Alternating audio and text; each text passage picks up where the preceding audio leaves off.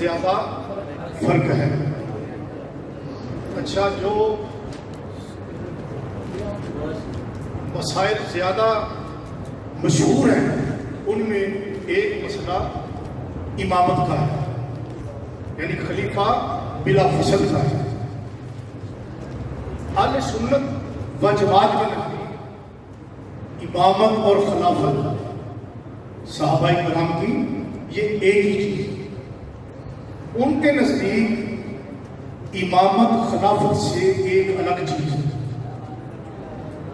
اہل تشیع کے نزدیک یہ ہے کہ خلیفہ کا انتخاب بندوں کے لیے کرنا جائز نہیں۔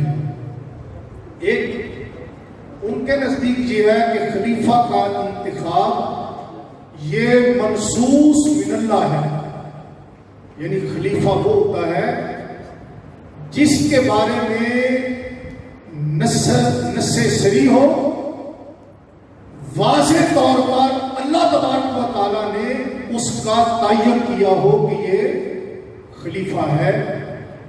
جس طرح ہمارے نزدیک اہل سنت و جماعت کے توحید ضروریات ایمان سے ہے، ضروریات دین سے ہے، محمد الرسول اللہ کا خاتم النبیین ہونا ضروریات دین سے ہے، ضروریات ایمان سے ہے۔ اسی طرح یہ خلیفہ کا مسئلہ ان کے لیے ضروریات دین میں سے وہ سمجھتے ہیں۔ تو پہلی بات، اگر کبھی کسی ایسے آدمی سے آپ کا پالا بڑھے تو انہیں کہو کہ آپ کہتے ہیں کہ خلیفہ کا منصوص من اللہ ہونا ضروری ہے، تو انہیں کہو کہ جس طرح قرآن میں لا الہ الا اللہ ایک جگہ موجود ہے اور ایک جگہ محمد الرسول اللہ موجود ہے اور ایک جگہ خاتم النبیین موجود ہے، آپ اسی طرح واضح طور پر قرآن مجید سے ہمیں دکھائیں کہ اللہ تبارک و تعالیٰ نے حضرت سیدنا امیر المؤمنین مولا علی شیر خدا رضی اللہ تعالیٰ عنہ کے بارے میں یہ فرمایا ہو، انا علی خلیفۃ رسول اللہ بلا فصل، کیونکہ وہ اس کو ضروریات دین سے مانتے ہیں، ضروریات ایمان سے مانتے ہیں۔ تو انہیں کہو جس طرح قرآن میں لا الہ الا اللہ لکھا ہوا ہے، قرآن میں محمد الرسول اللہ لکھا ہوا ہے، نبی پاک علیہ السلام کا آخری نبی خاتم النبیین ہونا لکھا ہوا ہے، اسی طرح آپ قرآن کی آیت دکھائیں کہ اللہ نے فرمایا ہو انا علی خلیفۃ رسول اللہ بلا فصل، کہ حضرت علی رضی اللہ تعالیٰ عنہ نبی پاک علیہ السلام کے بعد خلیفہ بلا فصل ہے، یہ قرآن سے دکھائے۔ پھر ان کا مسئلہ ثابت ہوگا، جو ان کا دعویٰ ہے اس کے مطابق دلیل ہوگی۔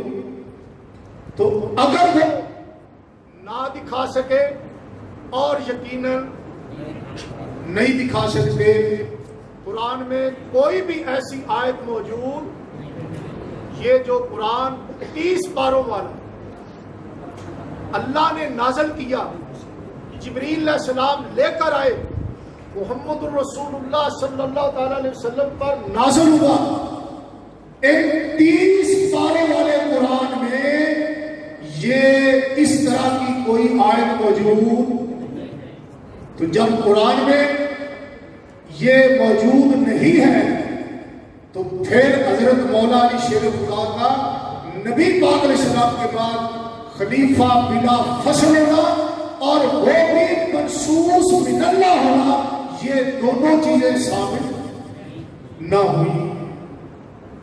یہ آپ مجھ سے سوال کریں، اللہ کے فضل و کرم سے انشاءاللہ قیامت آ جائے گی وہ آپ کے سوال کا جواب نہیں دے سکتے۔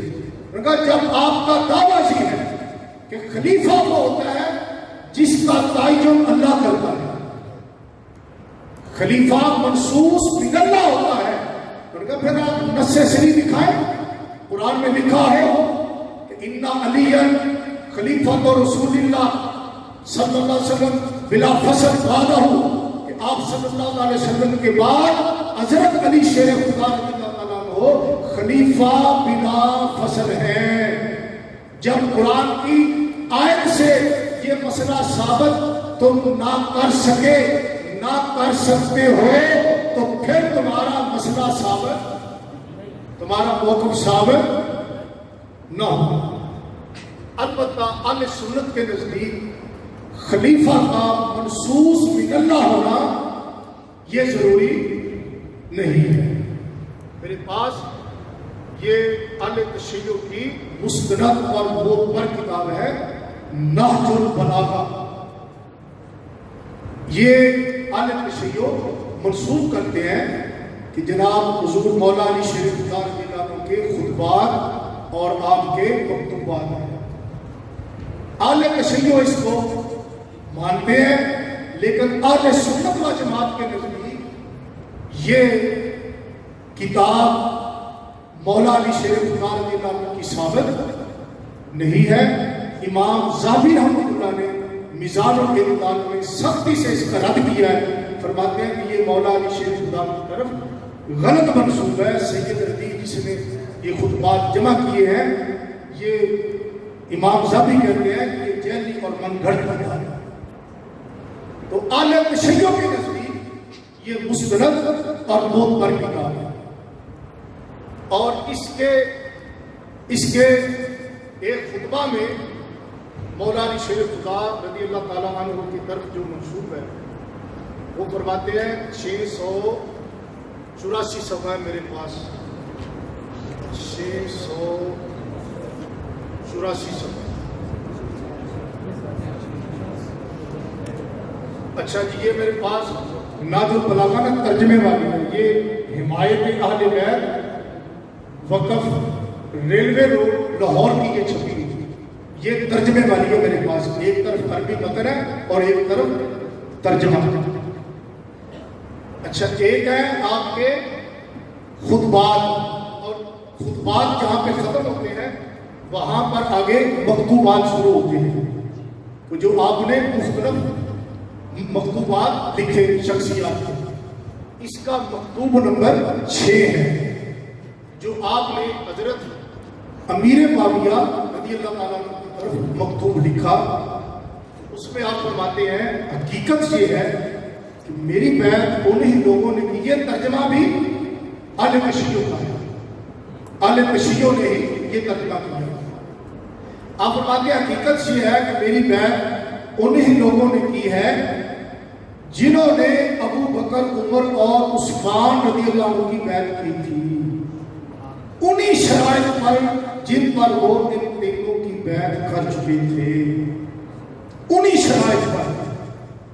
بس ان شرائط کے مطابق نہ تو وقت بیعت موجود رہنے والے کو کسی نئے چناؤ کا اختیار رہ جاتا ہے، نہ غیر حاضر رہنے والے کو ہی منتخب خلیفہ کے رد کرنے کا حق پہنچتا ہے، اور جہاں تک شورا کا تعلق ہے سو وہ صرف مہاجرین اور انصار کا حق ہے۔ چنانچہ اگر وہ ایک شخص پر متفق ہو جائیں، مولا علی شیر خدا فرماتے ہیں کہ حضور کے صحابہ، مہاجرین اور انصار اگر کسی ایک شخص پر فَإِنِ اجْتَمَعُوا عَلَىٰ رَجُلٍ وَسَمُّوهُ إِمَامًا كَانَ ذَلِكَ لِلَّهِ رِضًا، کہ اگر مہاجرین اور انصار یہ کسی ایک شخص پر متفق ہو جائے اور اس کا نام امام رکھ لے تو اس میں اللہ کی رضا ہوتی ہے۔ مولا علی شیر خدا رضی اللہ تعالیٰ عنہ نے خلیفہ کے چناؤ کے بارے میں فرمایا۔ اگر وہی بات ہوتی جو اہل تشیع کہتے ہیں کہ خلیفہ کا حق اس کا انتخاب کرنا اللہ وحدہ لا شریک کی طرف سے ہوتا ہے، تو پھر مولا علی شیر خدا یہ نہ فرماتے کہ مہاجرین اور انصار کسی ایک شخص پر متفق ہو جائیں وہ سب وہ ہو امام اور اس کا نام امام رکھ دے تو کہتے ہیں ذالکا رضا للہ، اس کو اللہ کی رضا سمجھا جائے گا کہ یہ کام انہوں نے خود نہیں کیا، اللہ کی مرضی سے یہ کام کیا۔ معلوم ہوا اہل تشیع کا یہ موقف غلط ہے کہ امام کا منصوص من اللہ ہونا ضروری ہے۔ مولا علی شیر خدا نے فرمایا مہاجرین اور انصار جس کا نام امام رکھ دے اس میں اللہ کی رضا ہے اور وہ صحیح کام ہوتا ہے۔ یہ اہل تشیع کی بڑی مستند اور بڑی معتبر کتاب ہے۔ اچھا، پھر یہ اہل تشیع کی تفسیر ہے قرآن مجید کی، اس کا نام ہے کتاب الصافی فی تفسیر القرآن۔ یہ اہل تشیع کی بڑی مستند تفسیر شمار ہوتی ہے۔ اچھا، اس کا الجزء الرابع من المجلد الثانی کہ ایک جلد میں انہوں نے دو جز انہوں نے رکھے ہیں، تو اس کی جلد ثانی کا جو جز رابع ہے اس میں انہوں نے یہ بیان فرمایا ہے۔ اس کا صفحہ ہے میرے پاس 716۔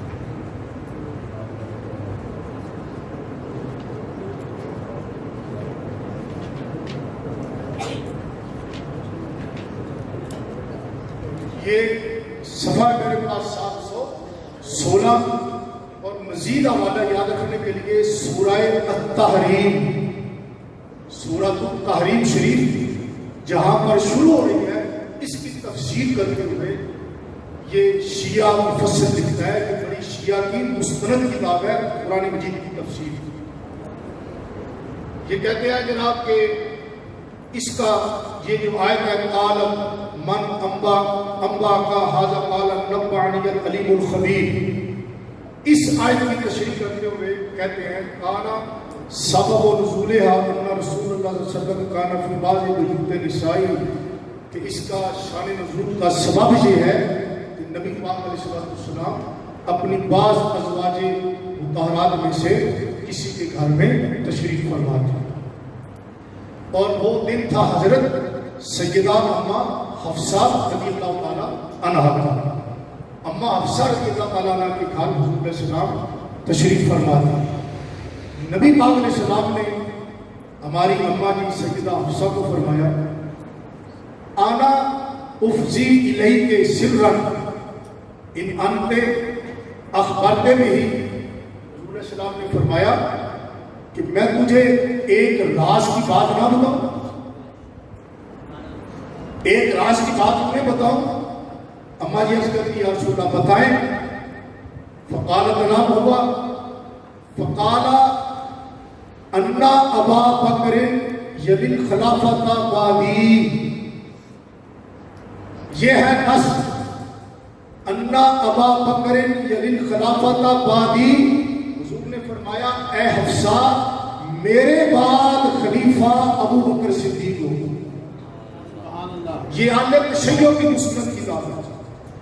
اور پھر حضور علیہ السلام نے فرمایا ثم بعدہ ابو کے انا ابا بکر یلی الخلافۃ بعدی ثم بعدہ ابو کے، میرے بعد خلیفہ ابو بکر صدیق ہوں گے رضی اللہ عنہ، اور ان کے بعد خلیفہ تیرے باپ عمر بن خطاب ہوں گے رضی اللہ تعالیٰ عنہ۔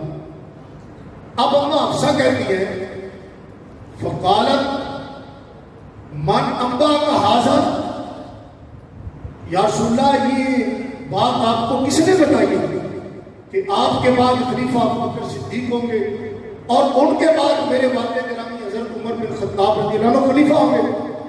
من انبا کا، کو یہ خبر کس نے دی ہے؟ تو نبی پاک علیہ السلام نے فرمایا قالا نبأنا العلیم الخبیر، مجھے یہ بات میرے رب نے بتائی۔ حضور علیہ السلام نے فرمایا یہ بات مجھے میرے رب نے بتائی ہے کہ اے محبوب تیرے بعد خلیفہ ابو بکر صدیق ہو، ان کے بعد خلیفہ عمر بن خطاب ہو۔ یہ جناب تفسیر صافی اس کا نام ہے۔ اچھا یہی روایت ہے، یہ تفسیر قمی ہے، تفسیر قمی اس کا جو مؤلف ہے یہ 3ری صدی کا بندہ ہے، اور اس کے مقدمے میں اس کا محقق لکھتا ہے کہ یہ تفسیر اگرچہ لکھنے والا اس کا ابو الحسن علی بن ابراہیم قمی ہے، لیکن وہ کہتا ہے اس کے مقدمے میں کہ در حقیقت یہ تفسیر امام جعفر صادق اور امام محمد باقر کی تفسیر ہے، یعنی یہ اتنی مستند تفسیر ہے اہل تشیع کے نزدیک، اور یہ 3ری صدی ہجری کا بندہ ہے اہل تشیع کا، اس کا نام ہے تفسیر قمی۔ یہ جناب ایران کے ادارہ ذوی القربہ اس کی یہ مطبوع ہے چھپی ہوئی۔ اچھا اس میں بھی انہوں نے یہ روایت بیان کی، اس کا صفحہ ہے میرے پاس 710۔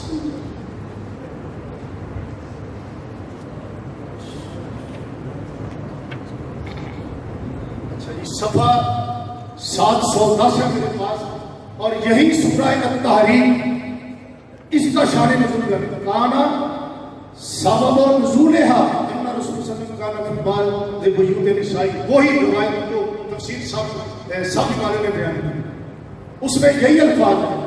نبی پاک علیہ السلام نے فرمایا فقال ان ابا بکر یلی خلافت بعدی ثم من بعدہ ابو کے، کہ میرے بعد خلیفہ ابو بکر صدیق ہوں گے، ان کے بعد خلیفہ عمر بن خطاب تیرے والد گرامی ہوں گے۔ فقالت من اخبرک بہذا، حضور آپ کو یہ خبر کس نے دی؟ قال اللہ اخبرنی، حضور علیہ السلام نے فرمایا مجھے یہ خبر اللہ تبارک و تعالیٰ نے دی ہے۔ یہ شیعوں کی تفسیر ہے مجمع البیان، یہ بڑی مشہور و معروف اہل شیعوں کی اور مستند تفسیر کی جاتی ہے، تفسیر مجمع البیان۔ اچھا جی اس کا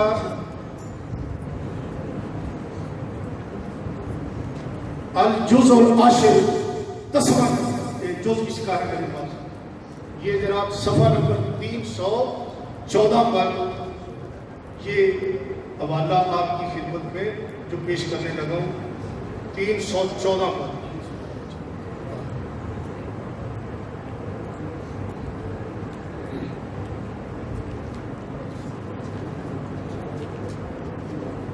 اچھا اس میں بھی انہوں نے یہی روایت بیان کی، کہتے ہیں کہ نبی پاک علیہ السلام نے فرمایا انا ابا بکر و عمر یملکان بعدی، میرے بعد سلطنت اسلامیہ کے جو مالک ہوں گے وہ ابو بکر ہوں گے اور عمر فاروق۔ ہاں جی یہ بھی جناب تفسیر مجمع البیان شیعوں کی مستند اور معتبر تفسیر۔ اور یہ آگے کہتے ہیں وقریب من ذالک ما رواہ العیاشی بالاسناد، کہتے ہیں کہ ایک شیعوں کی تفسیر ہے، تفسیر عیاشی اس کا نام ہے، 2 جلدوں پر مشتمل ہے، وہ بھی میرے پاس ہے لیکن میں ساتھ لا نہیں سکتا۔ کہتے ہیں کہ اسی کے قریب کہتے ہیں کہ جو تفسیر عیاشی ہے اس میں بھی انہوں نے سند کے ساتھ اس کو بیان کیا ہے کہ نبی پاک علیہ السلام نے فرمایا میرے بعد مالک ابو بکر ہوں گے اور عمر فاروق۔ تو دیکھیے کتابیں ہیں اہل تشیع اور مستند اور معتبر کی کتابیں ہیں، جس میں نبی پاک علیہ السلام نے بڑی وضاحت کے ساتھ فرمایا کہ میرے بعد خلیفہ ابو بکر صدیق ہوں گے اور ان کے بعد خلیفہ عمر بن خطاب ہوں گے رضی اللہ تعالیٰ عنہ۔ تو دلائل جو اس مسئلہ پر میرے پاس اور بھی بہت موجود ہے، نہج البلاغہ کا ایک ایسا خطبہ ہے جس میں مولا علی جو کہتے ہیں حضرت صدیق ظاہری طور پر پہلے خلیفہ ہے، حضرت علی عملی طور پر خلیفہ ہے۔ اچھا جی، ٹھیک ہے جی، اچھا پہلے میں یہ بات پوری کر رہا ہوں۔ اچھا، نہج البلاغہ کا خطبہ ہے جس میں حضرت عثمان غنی ذو النورین رضی اللہ تعالیٰ آپ کی شہادت کے بعد آپ نے یہ خطبہ دیا۔ میرے بات کو سمجھو نا، اگر آپ نہیں سمجھنا چاہتے تو میں بند کر دوں، میں تو آپ کی خدمت کی وجہ سے بول رہا ہوں نا۔ جب حضرت عثمان غنی ذو النورین رضی اللہ تعالیٰ کو خلیفہ راشد آپ نے جامع شہادت روش فرمایا، تو صحابہ کرام نے بال اتفاق مولا علی شیر خدا رضی اللہ تعالیٰ عنہ کی خدمت میں گزارش کی کہ آپ ہماری بیعت قبول فرمائیں اور آپ خلیفہ رسول اللہ ہیں۔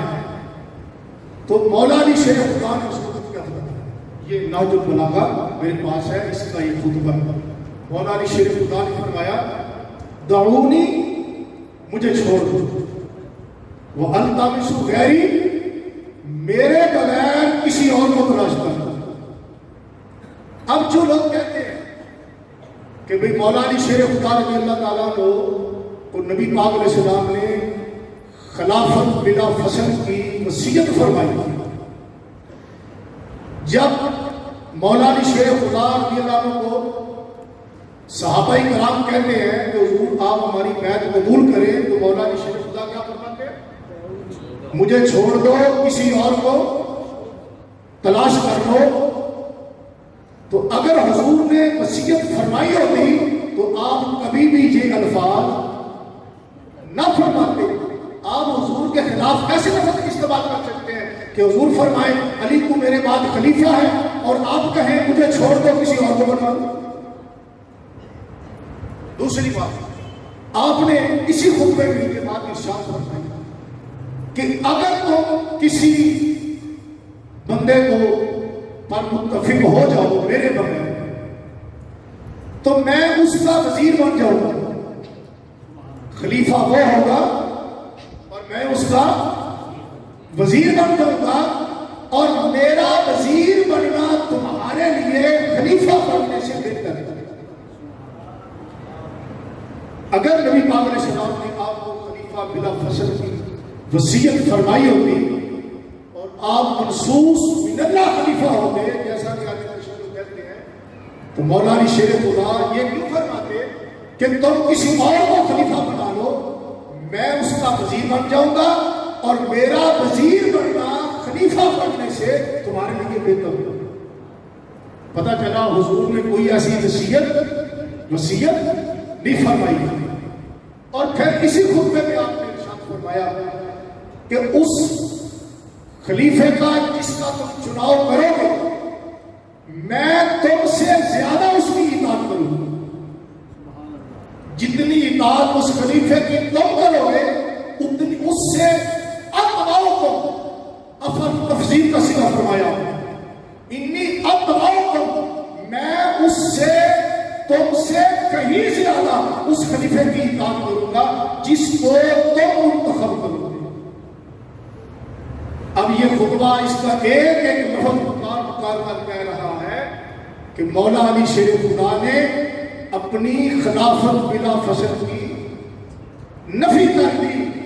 یہ خطبہ ارشاد فرما کر واضح کر دیا کہ نبی پاک علیہ السلام نے آپ کو کسی خلافت کی کوئی وصیت نہیں فرمائی۔ تو یہ مجھ سے فرمایا گیا کہ بعض لوگ کہتے ہیں کہ حضرت ابوبکر صدیق رضی اللہ عنہ خلیفہ ظاہری پہلے تھے اور مولا علی شیر خدا رضی اللہ عنہ خلیفہ روحانی پہلے تھے۔ تو ایک ہی بات آپ کی خدمت میں عرض کرتا ہوں کہ اگر ولایت نام ہے تقویٰ کا، اگر ولایت نام ہے تقویٰ کا، تو پھر پہلے خلیفہ روحانی بھی ابوبکر صدیق،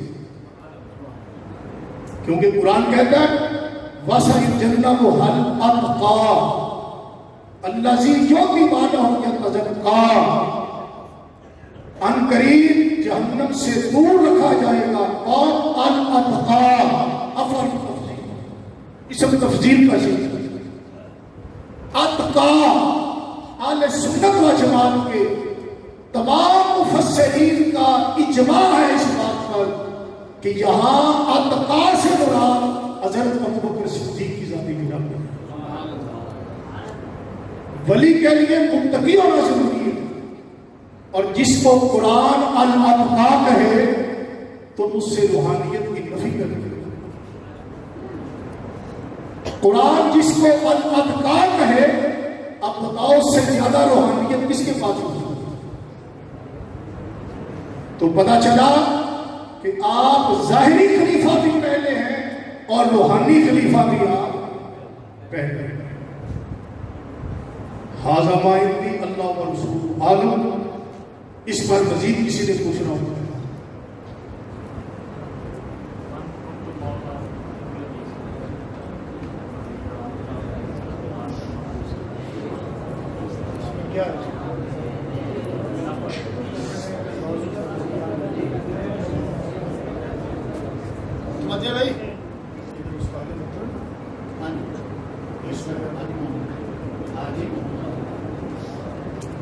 استاد محترم حاجی محمد صاحب نے مجھے فرمایا کہ من کن تو مولا فعلی مولا. میں تھوڑی اس کے متعلق گزارش کروں آپ کی. تو 2-4 منٹ میں بات کو سمیٹتا ہوں. پہلی بات، یہ حدیث امام ذاتی رحمۃ اللہ نے ایک رسالے میں اس کی سندوں کو جمع کیا، تو امام ذاتی نے 100 کے قریب اس کی سندیں بیان کی. یہ حدیث بالکل صحیح حدیث ہے، اس میں کوئی شک نہیں. باقی سے خلیفہ بلا فضل ہونا، وہ ثابت کرنا، یہ بالکل غلط ہے. لفظ مولا کا معنی قرآن میں، حدیث میں، عربی لغت میں، عربی اشعار میں، عربی زبان میں، کسی میں بھی مولا کا معنی نہ خلیفہ ہے نہ خلیفہ بلا فضل ہے. مولا کا معنی قرآن میں، حدیث میں، عربی لغت میں، عربی اشعار میں، عربی زبان میں کہیں بھی نہ خلیفہ ہے نہ خلیفہ بلا فضل ہے. یہ کرنتو معنی ہے. خلیفہ بلا فضل اس کا معنی کرنا یہ کرنتو جیلی معنی ہے، من گھٹ معنی ہے. عربی زبان میں، قرآن و سنت میں مولا کا معنی محبوب، پیارا، دوست، قریب، ناصر، مددگار، یہ سارے معنی قرآن و سنت میں موجود ہیں. ان میں سے کوئی بھی کر لے وہ ہمارے موافق ہے. جس کا میں محبوب ہوں علی بھی اس کا محبوب ہے. جس کا میں مددگار ہوں علی بھی اس کا مددگار ہے. جس کا میں دوست ہوں علی بھی اس کا، جس کا میں پیارا ہوں اس کا علی بھی. آگے قرینہ موجود ہے اس معنی کا. حضور علیہ السلام نے فرمایا اللہم والے من والہ آدھے من آدھا ہو، اور کما قال صلی اللہ علیہ وسلم. حضور علیہ السلام نے آگے دعا فرمائی، یا اللہ جو علی کو دوست رکھے اللہ تو بھی اس کو دوست رکھ. اے دیکھو قرینہ موجود ہے اس مولا کا. جس کا میں مولا ہوں اس کا علی مولا. اللہم والے من والہ ہو، اللہ جو علی کو دوست رکھے تو بھی اس کو دوست رکھ. اللہ جو علی سے بغض رکھے تو بھی اس کو اپنی بارگاہ میں مبغوض فرما. وہ تیری بارگاہ میں بھی ناپسندیدہ ہو جو علی کے ساتھ بغض رکھے. دیکھو یہ قرینہ بھی موجود ہے کہ یہاں پر مولا کا معنی خلیفہ نہیں، یہاں مولا کا معنی دوستی کے معنی میں ہے. اور اگر مولا کا معنی خلیفہ کرتے ہو تو پھر آگے والے اس کا معنی کرو اللہ والے والا، اللہ جو علی کو خلیفہ بنائے اللہ تو اس کو خلیفہ بنا، پھر تو معاملہ ہی گڑبڑ ہو گیا۔ پتا چلا کہ اس حدیث کا معنی خلیفہ بلا فصل تو دور کی بات ہے، خلیفہ بھی اس کا معنی نہیں ہے۔ اور مولا کا معنی نبی پاک علیہ السلام نے حضرت زید رضی اللہ عنہ کو فرمایا انت مولانا، اے زید تو ہمارا مولا ہے۔ تو کیا پھر حضور نے انہیں فرمایا کہ اے زید تو ہمارا خلیفہ ہے؟ حضرت صفیہ رضی اللہ تعالیٰ عنہ کی کرامت مشہور ہے، وہ شیر کے سامنے جب ہوئے انہوں نے کہا آنا مولا رسول اللہ، میں رسول اللہ کا مولا ہوں۔ تو کیا یہاں مولا کا معنی کرو گے؟ تو انہوں نے یہ کہا کہ میں رسول اللہ کا خلیفہ ہوں۔ جی پتا چلا کہ مولا کا معنی خلیفہ نہ قرآن میں، نہ حدیث میں، نہ عربی لغت میں، نہ عربی اشعار میں، نہ عربی زبان میں، یہ ان کا کھڑنتو معنی ہے جس کا دور سے بھی خلافت کے ساتھ تعلق نہیں ہے۔ اعظم ہندی اللہ و رسول عالم، ٹھیک ہو؟ اللہ میری آپ کی حاضری قبول فرمائے۔ آخر دعوانا الحمدللہ رب العالمین۔